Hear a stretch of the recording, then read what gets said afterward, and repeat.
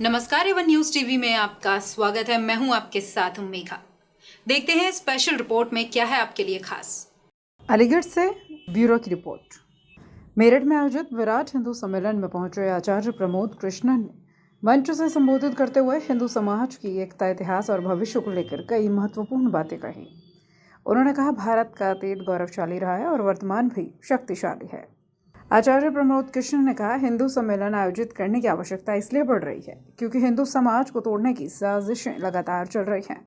उन्होंने इतिहास का उल्लेख करते हुए कहा, इतिहास 3 प्रकार का होता है, प्राचीन, मध्यकालीन और आधुनिक, और हर दौर से हमें सीख लेने की ज़रूरत है। उन्होंने गाय के मुद्दे पर भी अपनी बात रखते हुए कहा, हम गाय को माता कहते हैं और सुनते तो रहे हैं, लेकिन उसे अपने जीवन में आत्मसात नहीं कर पा रहे हैं। सरकारी गौशालाओं का जिक्र करते हुए उन्होंने सवाल उठाया, क्या वहां भेजने से गौमाता वास्तव में सुरक्षित रह पाएंगी? आचार्य प्रमोद कृष्णम ने कहा, 500 से 1000 साल पहले भारत समृद्ध और शक्तिशाली था, लेकिन उस समय आक्रांताओं ने मंदिर को तोड़ा। उन्होंने चेतावनी देते हुए कहा, आने वाले समय में चुनौतियां कम नहीं होंगी, इसलिए समाज को सजग और संगठित रहने की जरूरत है। सम्मेलन में विश्व हिंदू परिषद मेरठ के क्षेत्र संगठन मंत्री मुकेश ने भी मंच से अपने विचार व्यक्त किए और हिंदू समाज को एकजुट रहने का आह्वान किया।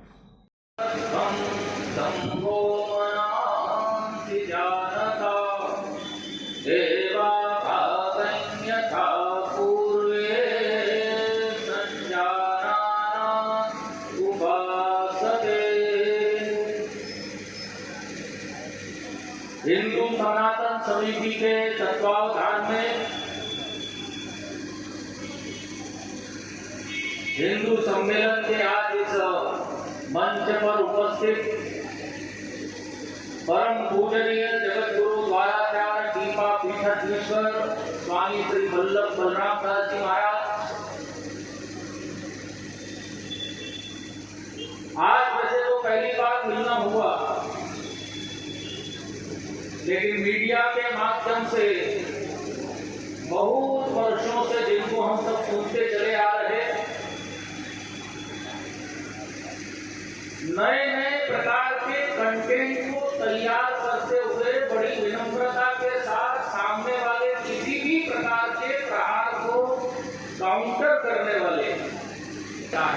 4 प्रकार की बातों को स्वीकार कर लो, स्व का गौरव, अपना गौरव, अपने देश का, अपने महापुरुषों का, अपने ग्रंथों का, अपने विचारों का, राष्ट्रीय स्वयंसेवक संघ का स्वयंसेवक शाखा से निकलकर किसी भी क्षेत्र में जाता है तो संघ का यानी भारत का यानी हिंदुत्व का यानी संस्कृति का विचार उसके मन में रहता है, वो वहां प्रकटित भी करता है, परिवर्तन का प्रयास भी करता है। इसलिए अमृत महोत्सव में 15 अगस्त में लाल किले की प्राचीर से खड़े होकर एक संघ का स्वयंसेवक राजनीतिक क्षेत्र में भी जाकर उसने कहा, अपने देश में इस अमृत महोत्सव में विचार करना, देश स्वाधीन हुआ है, स्वतंत्र नहीं हुआ, और इसलिए स्वतंत्रता के अमृत महोत्सव में अपने देश के सभी गुलामी के चिन्हों से मुक्ति पानी चाहिए। यह विचार उन्होंने दिया है नरेंद्र मोदी।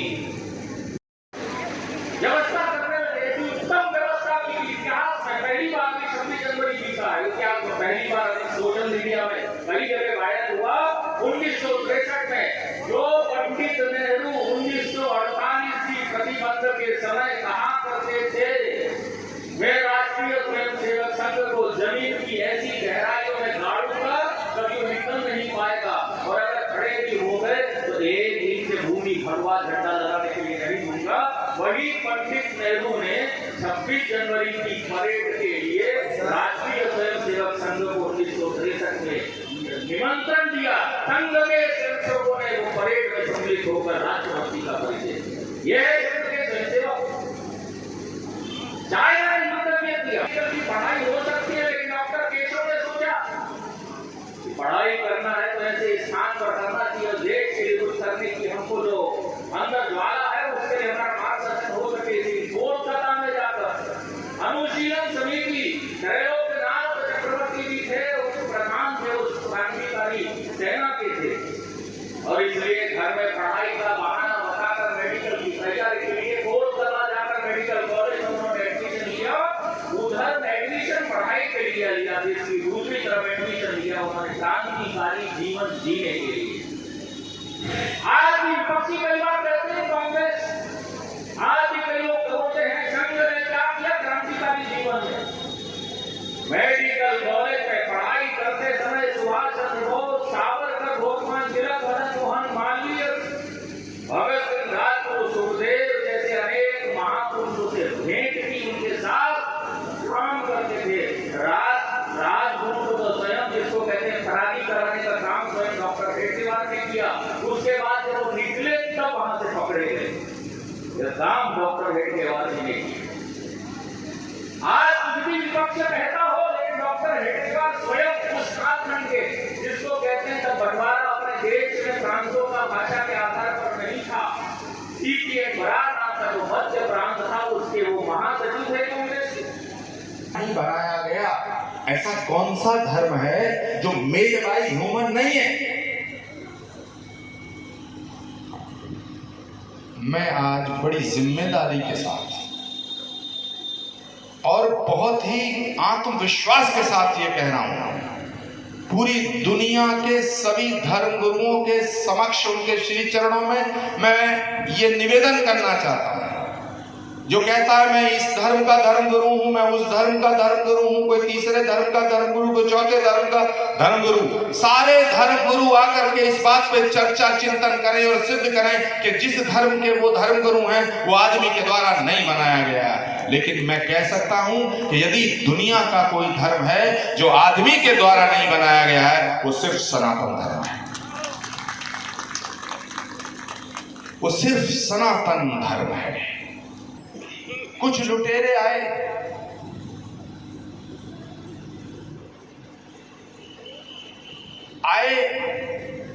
और इतने समृद्ध भारत को लूट करके चले गए। उनमें से कुछ लुटेरे ऐसे आए जिन्होंने कहा है वापस हजारों किलोमीटर क्यों जाना, ये तो बड़े अच्छे लोग हैं। एक राजा पे हमला करो तो दूसरा कहता अभी उस पे हमला हो रहा, मेरे ऊपर हमला नहीं होगा। वो कहता वो तो उसका जो राजा है वो तो दूसरे वंश का है, मेरा दूसरा वंश है, इसलिए अभी झगड़ा वहां हो रहा, होने दो, हमें कोई चिंता करने की बात नहीं है। आदरणीय मुकेश विनायक खांडेकर जी के उद्बोधन के बाद कोई पहलू ऐसा बचा नहीं है जिसको बात की जाए। तालियां कमजोर हैं।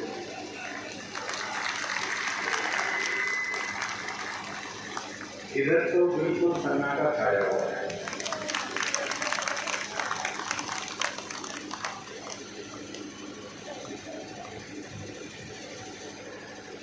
मैं कोई भाषण या प्रवचन नहीं करूंगा। माइक वाले भैया के लिए थोड़ी ताली बजाओ, वरना ये सब गुड़ गोबर कर देते।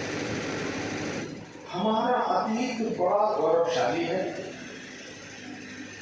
आदरणीय खांडेकर जी ने जितनी बातें कही मैं सबसे सहमति व्यक्त करते हुए, सबका समर्थन करते हुए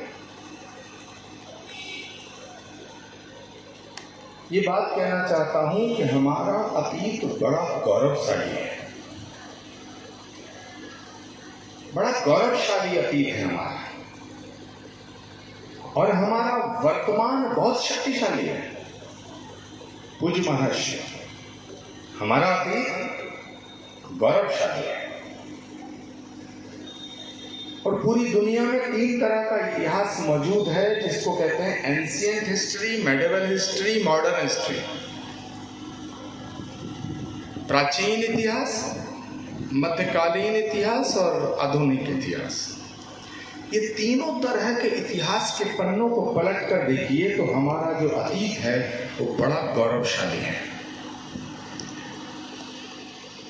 हमारा वर्तमान शक्तिशाली है, लेकिन क्या भविष्य शक्तिशाली रह पाएगा? तो माफ करना, गौशालों में गाय दे दे करके पुण्य के भागी बन जाते हो। वो तो स्वर्ग नरक ऊपर देखा जाएगा, लेकिन तुम इस अपनी जिंदगी में ही बहुत बड़ा पाप कर रहे हो। अगर तुम्हें गौ से प्रेम है, गाय को माता मानते हो। अभी एक पोस्टर हमने जारी किया, एक फिल्म बनी है गोदान। मुझे एक पत्रकार महोदय का कल परसों फोन आया था इस फिल्म को लेकर के कि इस पे आपका विचार क्या है। तो मैंने एक ही बात कही कि भाई इसमें विचार प्रकट करने का कोई विचार प्रकट करने की गुंजाइश ही नहीं है। ऑब्वियस है, गाय को हम मां मानते हैं, बोले नहीं, लेकिन कुछ लोग इसका विरोध कर रहे हैं कि वो मां नहीं मानते, इस फिल्म पे पाबंदी लगाई जाए। जो गाय को मां नहीं मानते देश के बाहर भी काम कर रहे हैं, उनका 24 घंटे एक ही काम है कि हिंदुत्व को कैसे खंडित किया जाए। और हम गफलत में 500 साल का संघर्ष समाप्त करके अयोध्या में मंदिर का निर्माण हुआ। 500 साल लड़ाई, लेकिन कभी आपने सोचा मंदिर का निर्माण हो गया, 500 साल का संघर्ष, हमने लड़ाई जीती, प्रभु राम अपने आसन पे विराजमान हो गए। अब हम पता इस स्थिति में आ गए हैं, अब मंदिर बन गया और पूज्य तमाम यहाँ जितने महापुरुष बैठे मंच पे, मैं इनसे भी आग्रह करना चाहता हूँ, राष्ट्रीय स्वयं सेवक संघ के सभी सदस्यों से भी मैं ये आग्रह करना चाहता हूँ कि हम जैसे जीत गए और अब गफलत में आ गए, अब तो मंदिर बन गया। यहां से जाके सोचना कि मंदिर पहले भी बना हुआ था। मंदिर उन्होंने कार्यक्रम आज अलीगढ़ खत्म हो गया है, तो कहना चाहिए हजारों साल से सनातन को तोड़ने की कोशिश हो रही है और जो लोग सनातन को तोड़ने की कोशिश कर रहे हैं उनका निशाना भारत है, क्योंकि हम ऐसा मानते हैं कि जब तक सनातन है तब तक भारत है और जब तक भारत है तब तक सनातन है। भारत और सनातन अलग नहीं है, एक दूसरे के पूरक हैं। तो सनातन को कैसे सशक्त किया जाए और कैसे शक्तिशाली किया जाए ताकि राष्ट्र की एकता बनाए हुए इस राष्ट्र को, इस भारत को दुनिया का विश्व गुरु बनाया जाए। तो उसी सिलसिले में आज एक कार्यक्रम था, हिंदू सम्मेलन, और सब सनातन को मानने वाले सभी करोड़ों लोगों को मैं बधाई देता हूँ। स्पेशल रिपोर्ट में फिलहाल इतना ही। खबरों के लिए आप देखते रहिए वन न्यूज टीवी। नमस्कार।